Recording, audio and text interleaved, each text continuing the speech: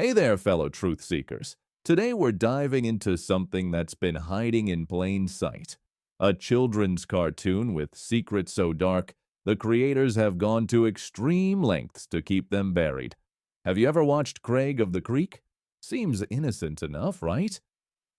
Well, what if I told you that beneath the colorful animation and childish adventures lies a story so disturbing that certain episodes have been banned worldwide? Stick around, because what I'm about to show you will change how you see this show forever.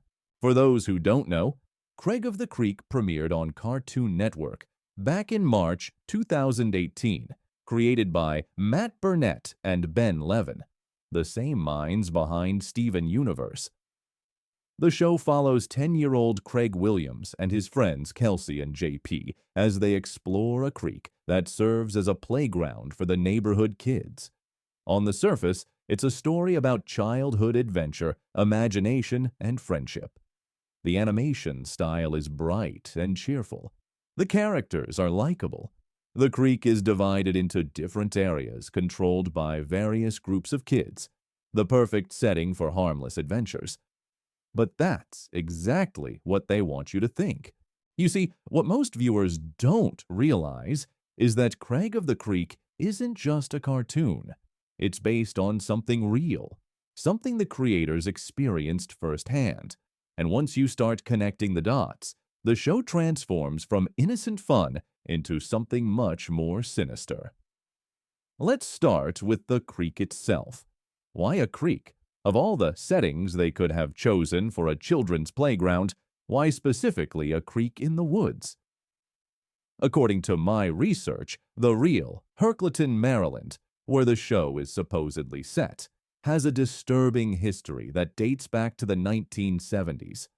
Local newspapers from that era report that several children went missing in a wooded area with a creek running through it.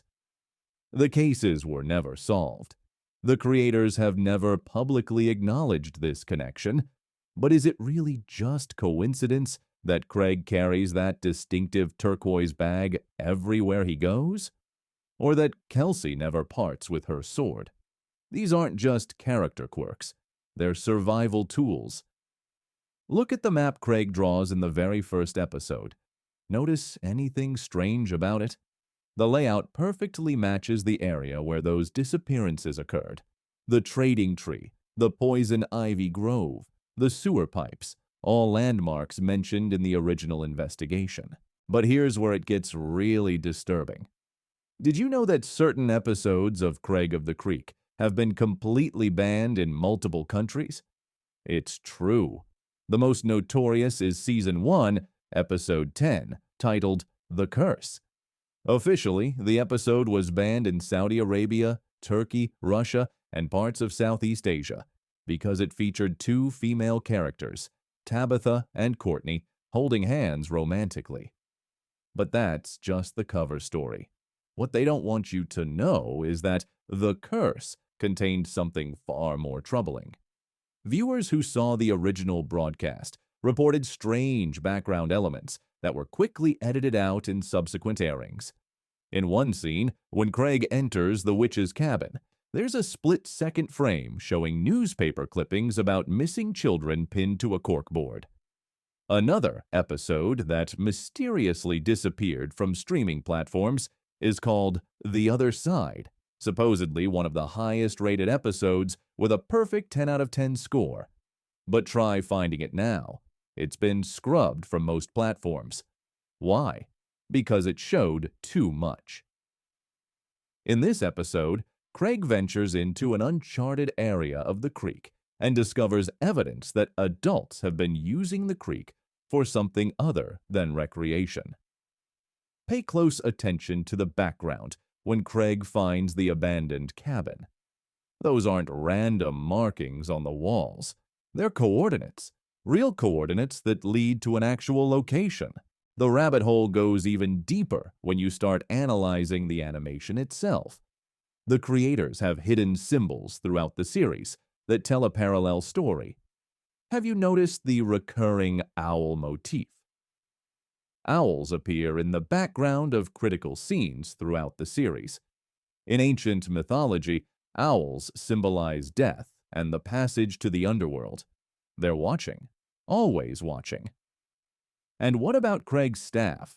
It's supposedly made from a stair banister pole, but its design is identical to a specific type of surveying equipment used by geologists. The same type that would be used to map underground structures. Look at the creek's layout again. When viewed from above, the waterways form a pattern that's eerily similar to the ancient symbol for gateway or passage. This can't be accidental. Even the color palette holds secrets. Episodes dealing with the deeper parts of the creek use a specific shade of blue that gradually shifts to green, the exact color combination used in psychological studies to induce a mild trance state in viewers. I'm not the only one who's noticed these patterns. Online communities have been piecing together the truth for years. One popular theory suggests that the creek represents an escape for children with neglectful parents, and that the adventures are actually coping mechanisms for personal trauma. But that's just scratching the surface. A more disturbing theory comes from a creepypasta called Craig of the Creek, the Night, which describes a mysterious creature living in the creek that's responsible for children going missing. Many dismiss this as fiction, but after analyzing frame-by-frame footage from Season 3, I found something chilling. In episode 36, Capture the Flag, there's a moment when Craig is alone in the woods at dusk.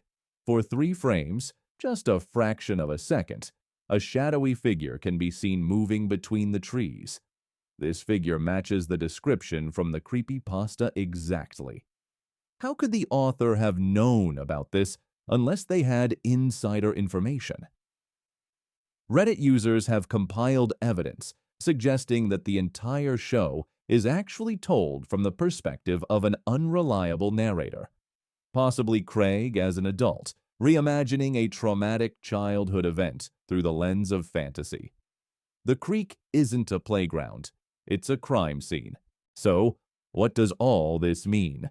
Is Craig of the Creek just an innocent cartoon, or is it a coded message about real events that the creators experienced? Are they trying to warn us about something hiding in plain sight in our own communities? I've shown you the evidence. I've connected the dots. Now it's up to you to decide what to believe.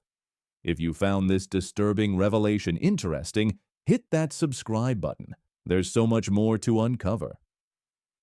Next week, we'll be exploring the hidden messages in the character designs and what they tell us about the true nature of the creek. Remember, not everything made for children is as innocent as it seems. Sometimes the darkest truths hide behind the brightest colors. Until next time, keep questioning everything you watch.